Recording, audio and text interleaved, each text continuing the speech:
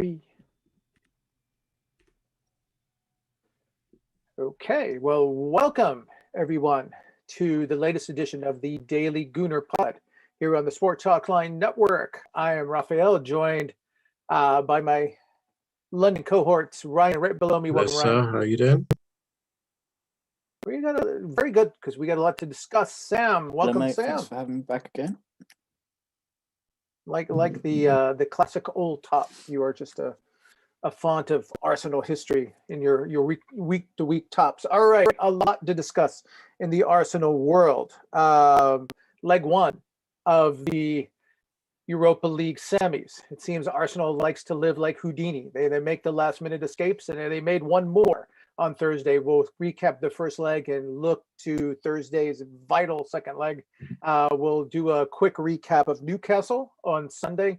Did we learn anything? Is there anything the manager can take from that match to apply to this Thursday's match? Some rumors the keeper might want to move on, just add to a long list of veterans on the squad who may be looking to leave in the summer window. But first, let's revisit the KSC. Are they in? Are they out? Are they selling? Are they not saga? Some new developments in the last day or two. Obviously, it's a lot of chatter in the UK.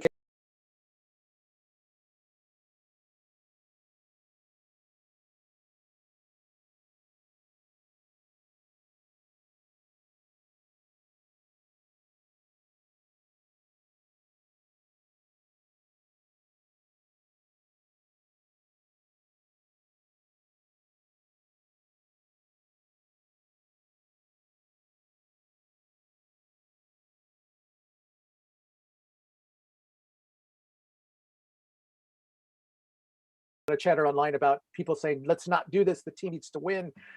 It doesn't get any clearer, does it, Sam? No, it don't. Ultimately, I think there's a fine line between the protests and going to support the team. Really, what people should be doing is to go and welcome the team bus there. Obviously, try and disrupt not disrupt, so to speak, but intimidate Villareal's team bus, keep it peaceful, and then do a protest of sorts whilst people are there. But in regards to Thierry, he's spoken very fondly of Daniel Ek. He's basically saying he wants to be as transparent as possible. According to Sky Sports, a bid is going in this week of 1.8 billion. My own personal opinion is I think they've done the public side of it, and I think now they're just seeing of the outcome of the season as to what the final figure will be. All right, and I give your opinion a lot of credence, Ryan, because I bring this in. It's like they almost have to know that this is going through. They must have received some word that this is going through, because if they were trying to bully KSC through this public posturing, it seems to me that revving the fan groups all up and then having KSC come back and say no sale, get lost, be highly inflammatory. I mean, we saw on the weekend in Manchester what happens when fans kind of get all revved up and things get out of control. Yeah, and I think that's the type of game that's going to be needed to be played, because we know Kroenke isn't going to sell. He knows where the profit is, and give it a year or so out of COVID, I think Arsenal will start turning over hard profit. As you know yourself, once the stadium's paid off, that's going to be a cash register for us. So he knows the profit is there. It's just whether he's wanted here or the pressure is becoming too much, because now he has 3 of the best Arsenal players of my generation up against him and KSC. Ek has played it fantastically because he's had Thierry Henry go on Monday Night Football and say he's a great man. He's very down to earth. He wants fans involved. He wants to bring the DNA back, and he's played an absolute blinder. And Thierry Henry has also said he knows it's not going to be a short game. He's in it for the long run. He will wait for as long as possible to acquire Arsenal. So, what do you think? I mean, just I'm going to put you on the spot here, and we'll talk to both of you. I think if he says it's on in the long run, Sam, I'll go back with you and let you start first. Do you think a bid will be accepted in the short term? And by short term, I mean before the end of the month, before the summer window opens, or is this going to be a carryover thing where there's an agreement, but they're going to try, they have to finesse this because the club, let's face it, the club absolutely has to clean up in the window. It doesn't matter who's in charge of the club. They can't burn this window dickering over sale price or power or control. That has to be ironed out and quickly. Yeah, because there's the real threat of if the bid goes in beforehand but not completed by the window, the club's put under a transfer embargo, so they wouldn't actually be able to do anything anyways. That's ins or outs. So I think if they can get it done as a quick sale before the summer window, then everything needs to go into doing that so it gets through. But if the interest is as strong as what we all believe it is from Daniel Elk, then I think that probably is going to be after the window, and it will be probably a couple of months after the window, leading into the season. So you've got the season happening, so the worry, so to speak, is away from transfers. Well, given that, let's play in the contingency game, Ryan. It just, in his address to the Arsenal fan groups, Josh Kroenke did say, we plan on investing heavily in the club. It would seem that they would need an agreement with the other team that, yes, put the money in, if it goes in early, then we negotiate the sell price. It seems that all parties need, and I can't see anybody saying no to this. Everybody involved in this knows the club needs massive investment this summer. Absolutely. And I was reading that the last time Arsenal were valued was in 2019, which was at 1.8 billion. But since then, we've not been in the Champions League. We've not been pulling up trees in the league. And we've made several millions of losses due to COVID. So I'm wondering if Arsenal aren't valued as highly as they were before. And that's why he's bidding 1.8. So it's like just above the valuation. But I think they all know, I think everyone can see it, that this squad needs at least 300 million invested in this summer. And I think if they can get a verbal agreement between both parties of we'll get through this summer and then we'll push it through kind of thing, I think that would probably be a little bit better for Arteta and the team, because realistically Arteta hasn't had a normal season at Arsenal. He hasn't had a normal time. He's had no preseason. He's had a pandemic. He's had job cuts, all this kind of stuff around his managerial tenure at the moment. So anything to keep his job easier, I think that they need to agree something like that. All right. So I guess consensus as we move on here is this is going to be an amicable takeover. We can't have butting of heads. There has to be everybody has to keep the team's best interest at heart. All right. With that in mind, let's turn our attention to Europa League. Sam, first leg of the semi, this close to getting away from Arsenal. Lots of things to talk about in that match. Obviously, 2-1 Villareal win in the first leg, out quickly to a 2-0 lead. I was quite surprised by how tepid the squad was when the match kicked off. I'd probably say spineless, to be perfectly honest, saying that it looked like they didn't want to be there. And it's a typical Arsenal performance in the first half. It's one where nobody's showing. We've got people in midfield hiding behind the midfielders.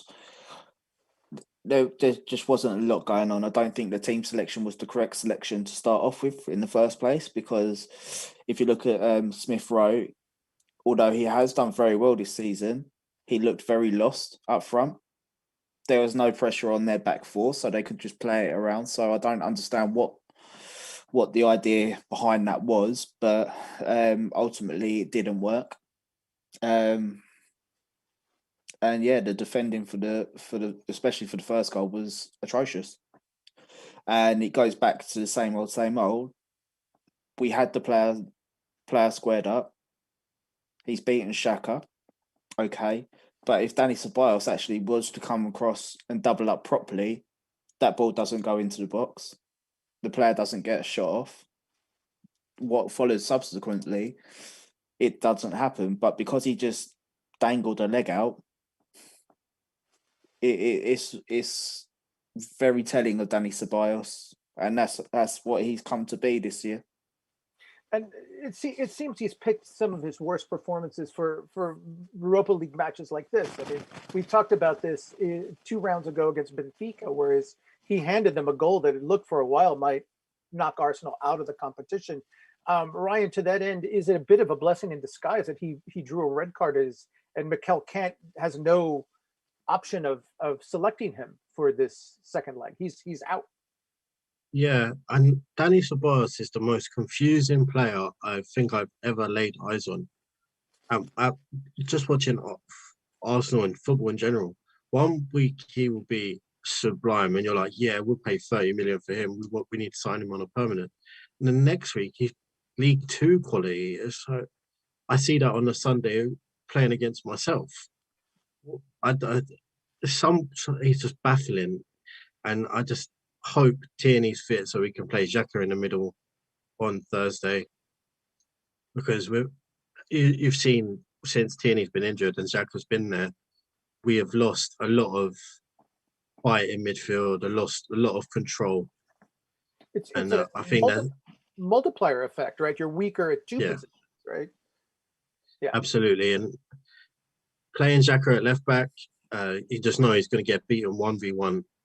He does very well, but you just know if someone has pace and they go past him, it's probably game over, like Richarlison did. And seeing Ceballos in midfield, he couldn't run a bath, let alone a midfield. So the less we talk about Ceballos, the better for myself, because I get so frustrated talking about him.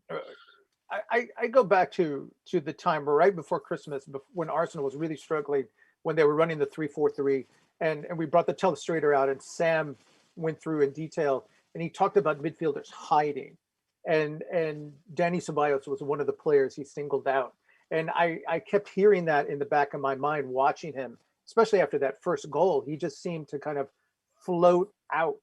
You know, we saw this against Newcastle over the weekend, where he was starting and Gabriel was starting.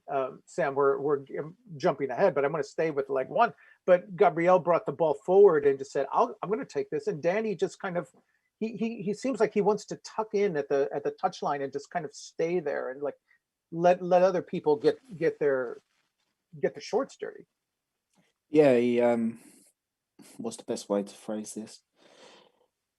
He just wants to avoid any responsibility.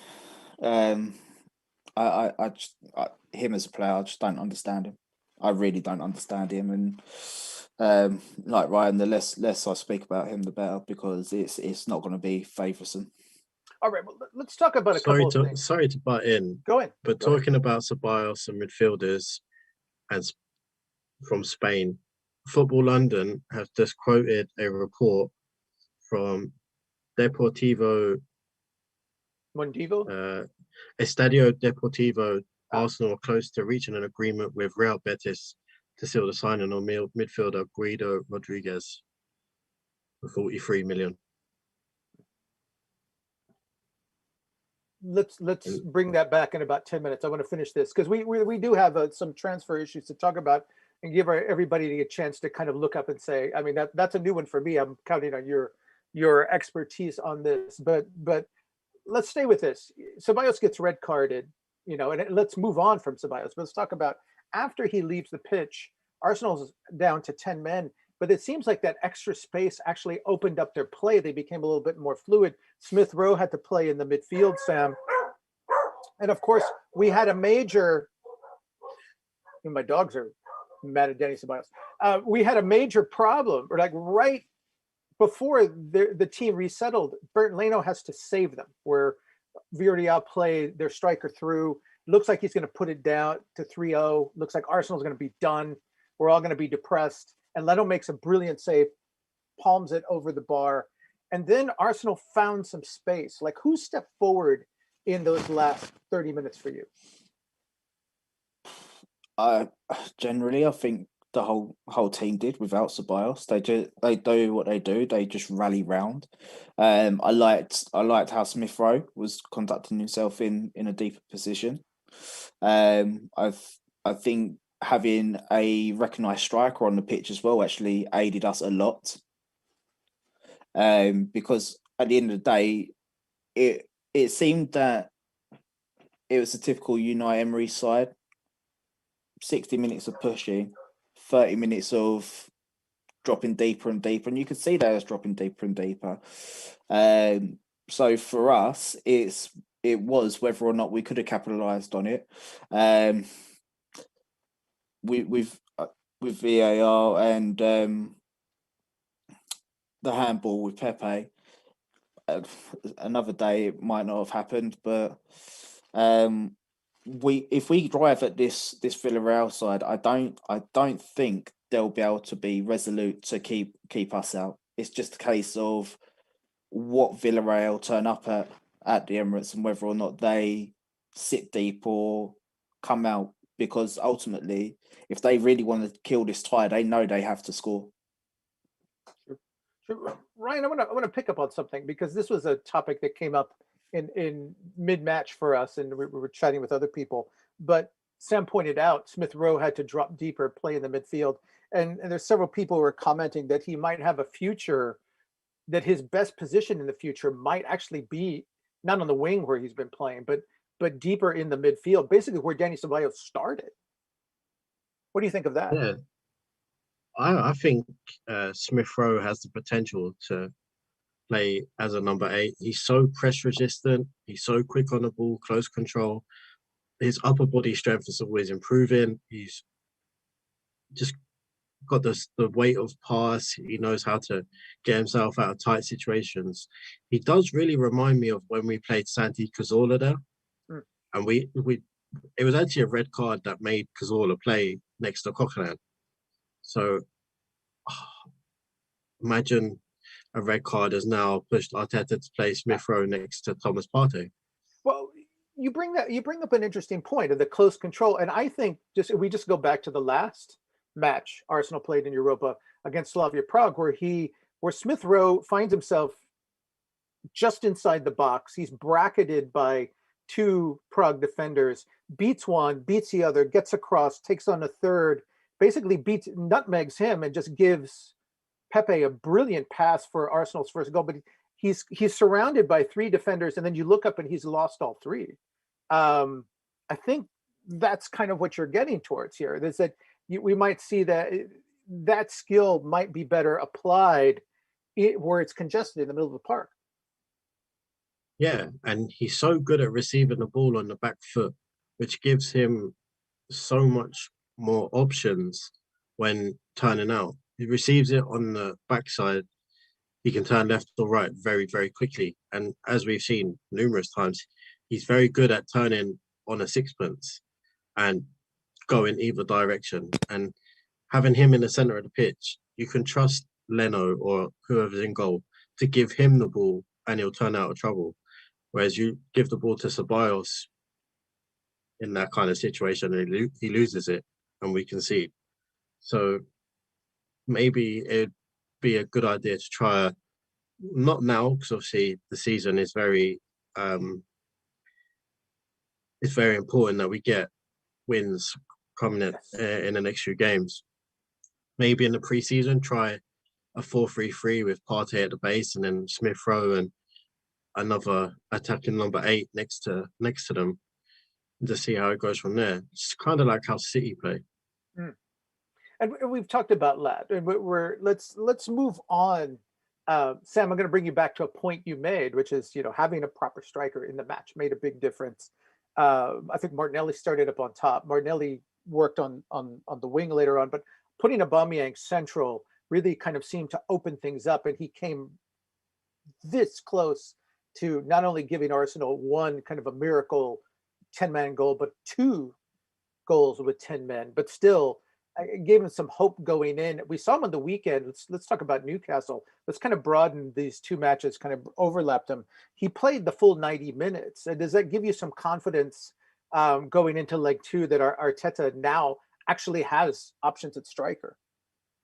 Yeah, absolutely. And I think having that experience of Aubameyang up front gives the team a lot, because obviously him being our top goal scorer whilst he's been here, the team look for him and they know his movements and they know where he wants to be in certain situations. So again, it's just adding more avenues to our play. Because say you've got someone like Smith Rowe playing up front, or to a certain extent Martinelli playing up front, they don't know the actions of which the striker wants, and sometimes they're looking for a certain type of movement and it's not forthcoming. So again, we've got to turn back in on ourselves and then recycle possession, and then we're giving away attacking positions. But if you've got Aubameyang up front, they're able to look for him, look at the run, and play him in, either whether it's in behind or 2 feet, to get it is even just to get up the pitch. Because if you look at the Villareal game, where we didn't have a recognised striker, we was passing around the middle, and it wasn't really going anywhere. It was going to the sides, it was coming back into the middle, it was going backwards, then it was going forwards to the sides, but it wasn't really progressive passing. It was just, oh, we don't know where to go from here, so we're just going to keep the possession. But if you look with the Newcastle game, we had progressive passing, we had energy in that midfield as well, which was helpful, extremely helpful. I don't know, going into this second leg, I've got a feeling if Tierney isn't up to starting the game, Xhaka being at left back, you might see El Neni in the middle. So he had a fine performance against Newcastle. Yeah, well, Ryan, let's stay with Aubameyang very quickly, because he played a full match. Martinelli played a full match on the weekend, and they connected for a beautiful second goal. That's got to be some of the best play we've seen from Gabi since he came back. But it's to be very heartening to see Aubameyang in the 65 minutes in, still able to really kind of hit the accelerator. Not, he had malaria.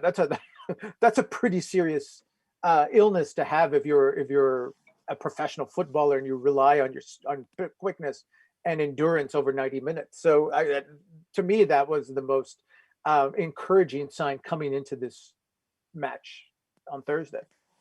Yeah, for me, the most encouraging sign was seeing Aubameyang in the right positions for trying to get a goal. He was at the front post 3 or 4 times before he scored. And that's what we lack when he doesn't play. When you see Lacazette play, he's on the edge of the box, he's on the penalty spot. He's not at the front post where the ball is crossed every single time. And that's what you see my messages into the group chat. It frustrates the hell out of me. Why is the striker not at the front post? Aubameyang was there. He looked back to his old self. I haven't seen Aubameyang run that fast in a long time. And his movement for the goal is just unbelievable. And the cross was even better from Gabi. But I just want to put it out there.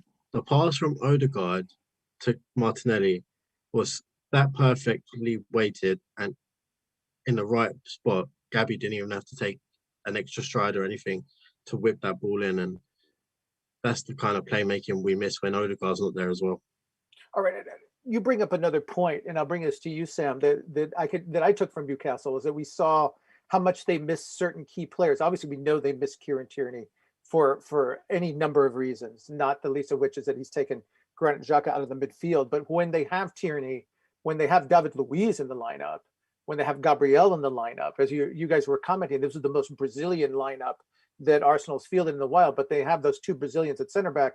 They have Tierney at left back, and they're able to put Xhaka in the middle. Those are 4 players who are all looking to push the ball forward, long passes, either over the top or through the middle, and they can feed Odegaard, and he can cut through them. And we saw that at the beginning with Luis before his hamstring flared up again, just hoofing the ball over the top. and then Gabriel taking that long run right about 5 minutes in, where he fed it for a really good chance. It seems like getting Arsenal has, and we don't know Luis. I'm assuming that he's not going to be able to play on Thursday, but with those other players in, it seems that Arsenal could have another dimension, or just a forward-thinking dimension that we didn't see even just a week ago. Yeah, of course. And with this as well, it gives us more variety within our play. Because if you look at teams, if they know that we haven't got that forward passing from the back, they tend to squeeze up on us a lot. And it really suffocates what we're trying to do in the middle. And when you have somebody like Danny Ceballos, who has brain farts when he's just spinning into people, it often results in the ball overturning to the opposition. So with us having people that are able to play forward passes from the back to forward, that enables us to get out and get up the pitch. And when we're able to do that, it gives us more space to operate in. And if we do go forward, fire a long ball, we can come back into the midfield as they're approaching the play.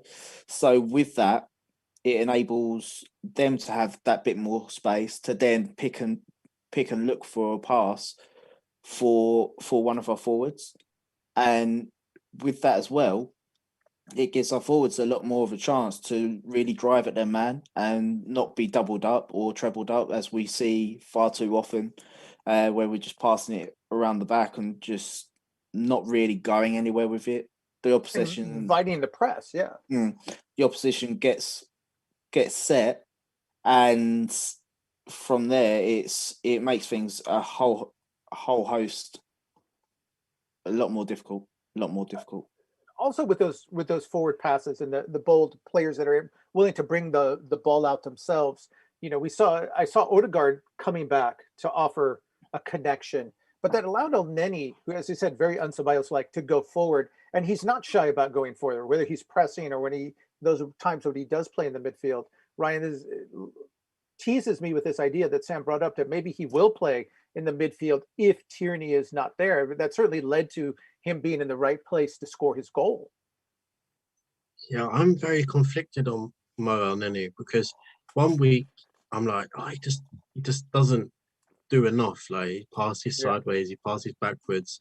But then I'm thinking, like, he's on minimal wages. He's okay playing second fiddle to our better midfielders.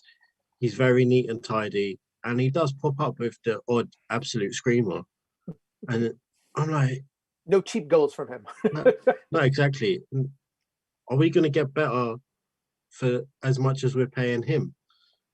Like, if we keep on keep him on whatever he's on, £25,000 a week or whatever, or do we go out and buy a Basuma for 30 million, who is probably going to play the same role if Arteta's system is to be believed as either a 4-2-3-1 with an attacking 8 and a 10, or a 4-3-3 with 2 attacking 8s? Maybe just keeping on Nenny would be better, because he's very neat and tidy. He doesn't do a lot wrong. He's very solid as a backup. But then other times I'm like, just pass forward, man. Just pass forward. Yeah. Because he will I'm very conflicted. Pass, and he's got runners, and it's like, what are you looking at? So, yeah. Okay, so that leads me to leg 2. All right. We've got 2 options, and I'll stay with you, and then we'll take it to Sam. But let's two scenarios. Number 1, Tierney is fit, and if those of you who are on social media who are following us, you probably saw photos from practice today. Kieran Tierney did practice with the squad. Is probably the most exciting thing we've seen from an Arsenal practice in quite some time. It leads some to the belief that maybe he can play for at least a half in leg 2. If you got Tierney, how are you going to line him up? And if you don't have Tierney, how are you going to line him up? Start with you, Ryan. Okay. Yeah. I'm going 4-2-3-1. I'm going to be controversial. I'm going Ryan in goal, because from what I saw on Sunday, he commands his box a lot better than Leno does. And at right back, I'm going to go Bellerin, because again on Sunday he looked very, very good, very, very quick going forward. And At the back, I'm going to go centre backs. I'm going to go Callum Chambers and Gabriel with Tierney at left back. Midfield obviously is Partey and Xhaka. Then I'm going to go Martinelli, Odegaard, Saka, and Aubameyang. Okay. And if you don't have Kieran, how do you line them up?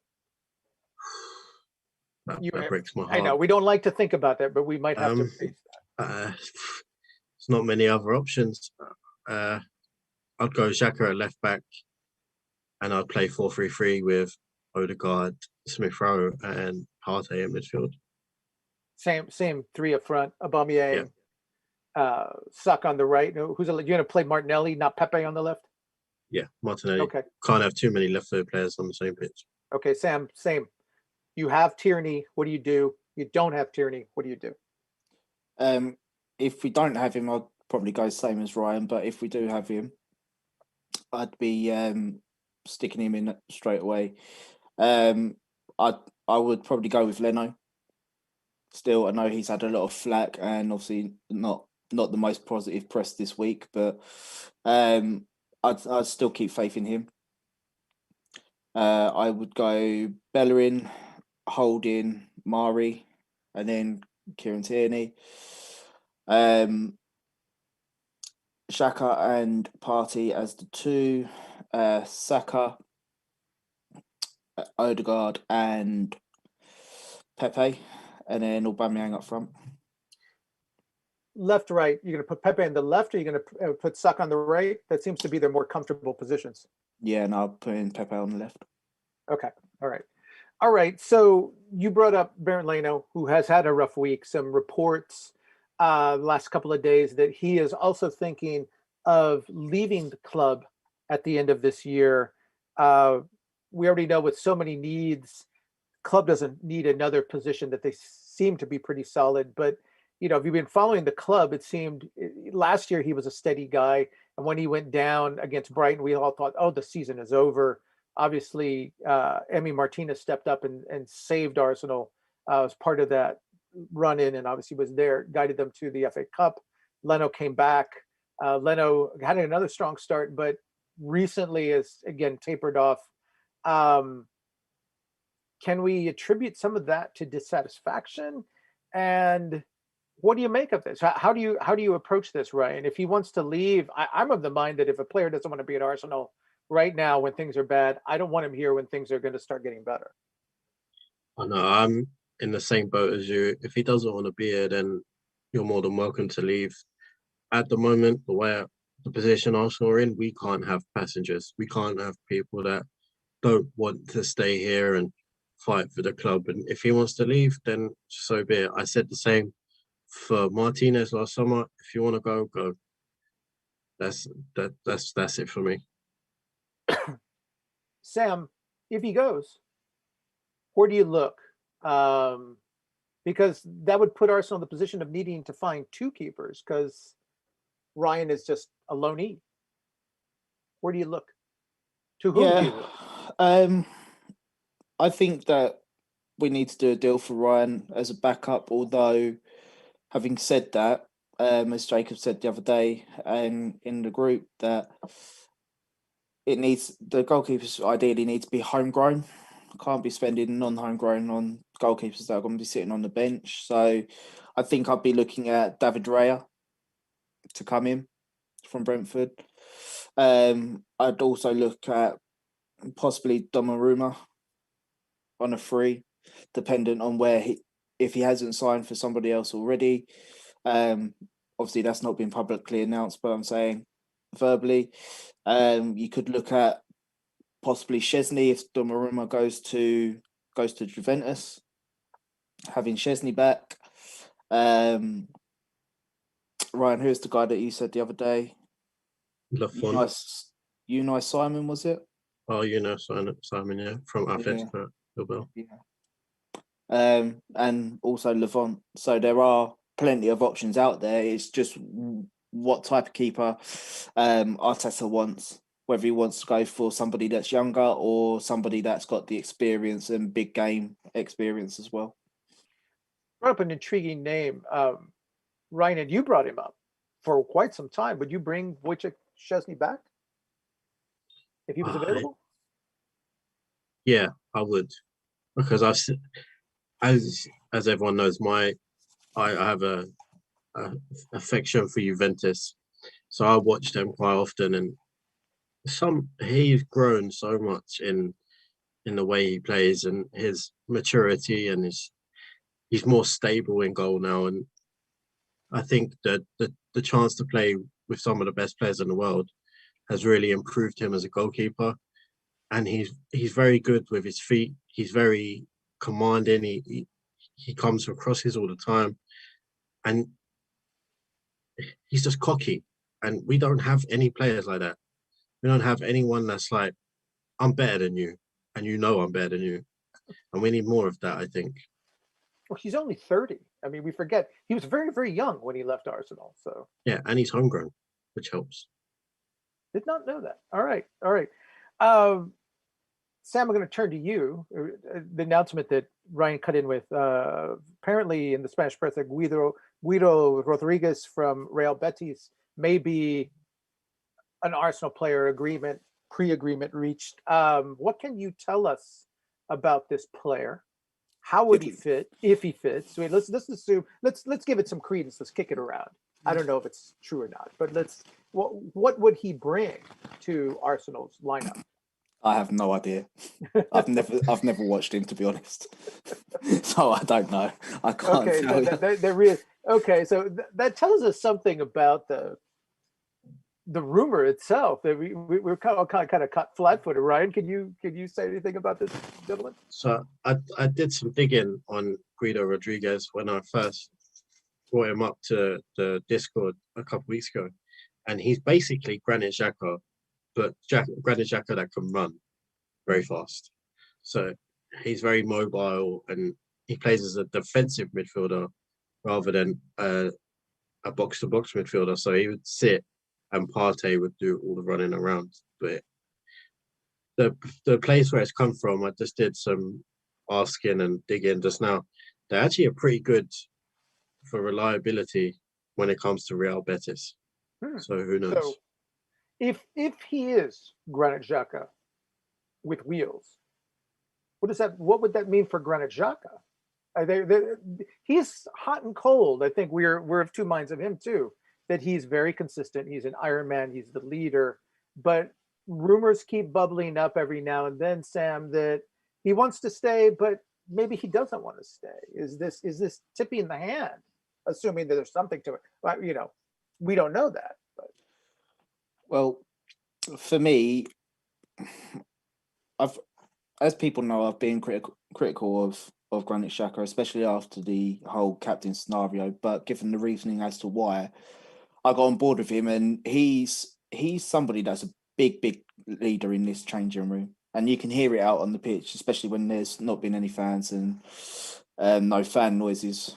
You can hear him, and he's always the first over to go and celebrate when we score, and he's the first one to stand up and try and guide this side through. So for me, if we're going to lose him, it's going to be a big loss first and foremost.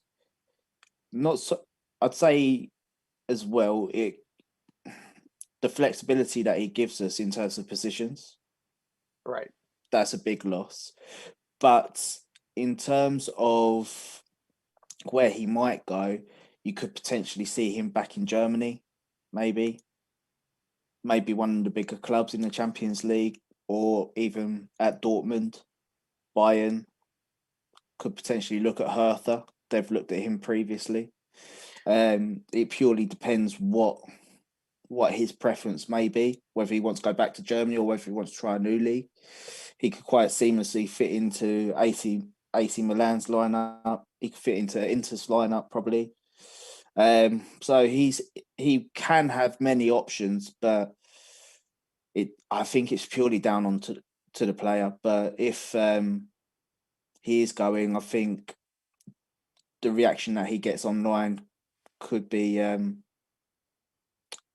big part of that. All right. So Sam brings up an excellent point, Ryan. This is a guy who's been really selfless. He makes mistakes. We can look at the Burnley matches for prime examples, but when he's been with Partey in the midfield, he's been kind of vital. When they've needed him, he's filled in at center back. He's obviously filling in right now at left back. He really and he's always there. I mean, he's not hurt, and we talked about all of the veterans who left: Ozil, Mustafi, Kolasinac, all these players. Were just salary dumps, really. They didn't lose any leadership when those guys went out. This would really hurt them, I think, in the clubhouse if he were to move on. How much do they have to take that into consideration? Yeah, big time. Because as Sam said, you watch the games and you can hear him shouting, talking, guiding players through the game. He helped Martinelli through Sunday on the left, and you can't put a price on that kind of leadership.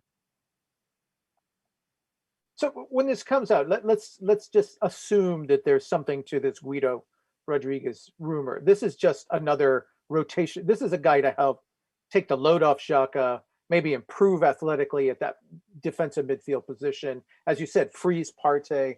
I mean, it sounds like, I need to research this more, but it sounds like there's a lot of positives to this, if in fact it's true.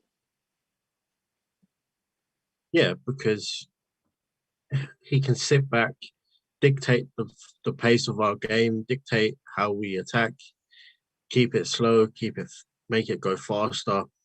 And you have Thomas running around, creating, just intercepting the ball. Think of Xhaka and Torreira in the lead up to the Europa League final, but on a bigger scale, on a more of an elite scale, where you have the one running around, chasing, intercepting the ball, and the other one just dictating the play and starting our attacks from deep. Okay, so let's see if that rumor in fact bears fruit in the next few days. Okay, winding down. Club Houdini does it. Can they do it again? You know, this club has ADD, right? It seems like they can't focus unless they're under extreme pressure. And we saw it against Benfica, where they said, you know, let's give them a goal and let's just give ourselves 30 minutes to score two. We can do it, and they did it.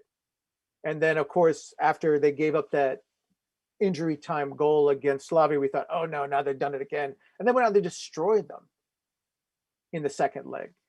Sam, here they are. They're now down a goal again.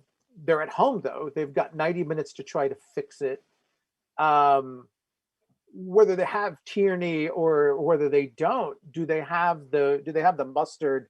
And is this going to give them the focus? Again, walking out knowing that they have no margin for error, to just lets them be the magical arsenal that appears from time to time when they focus. Yeah, I think with players that we've got coming back, that gives us a lot more to our game as well. And that's what, if you looked in the first leg, that's what we really lacked for a good 60 minutes. So I think with them having some game time under their belt as well to get back up to speed, that gives Villareal a whole new headache, basically. So I think if we make a quick start, unlike Arsenal of recent, I know, but if we can make a quick start, then I think we'll be able to kill this tie early doors. Prediction. Never easy with them. No, it's definitely not. I'm going to go 3-1. Okay, Ryan, what do you think? How is it going to look, and how's it going to finish? Well, Villareal are missing Etienne Capoue, who got sent off last week. He's very instrumental to how they play. So they're missing him. They're missing Foyth as well. Yeah. Who has turned into an absolute brilliant right back from somewhere. He's obviously injured. So I think with our players coming back, some of their key players are missing. I'm going to go 3-0 Arsenal. 3-0. All right. I had 3-1. Sam took it, but I'm going to piggyback on that. I'm going to say 3-1. Home cooking, having Aubameyang back, a healthy Aubameyang back, it makes all the difference. And as you said, Foyth going off with that hamstring after Capoue just can't be good news for Villareal. Again, that seemed to be where Arsenal's is building their attack. They can throw speed at that, especially if Tierney comes back. They like running down the left. We'll have to see. On Kieran's part, we'll cross our fingers. All right. Gentlemen, anything else you look for? KSE related, transfer related, health related? What do you hope to see in these next, before we meet again? Sam, we'll start with you. I'd like to see KSC taking the bid under consideration. I'd obviously like to see us through to the final, and I'd like to see a glorious Roma comeback against United. Well, they just announced that Jose Mourinho's coming back. Maybe that'll spur a lot of these players. Who knows? Ryan, you get the last word this week. What are you looking for? Just a Europa League final. That's all I hope for. Everything else is secondary for now. That's not too much to ask for, is it? From all of us here on the pod and all of you out there in Arsenal world.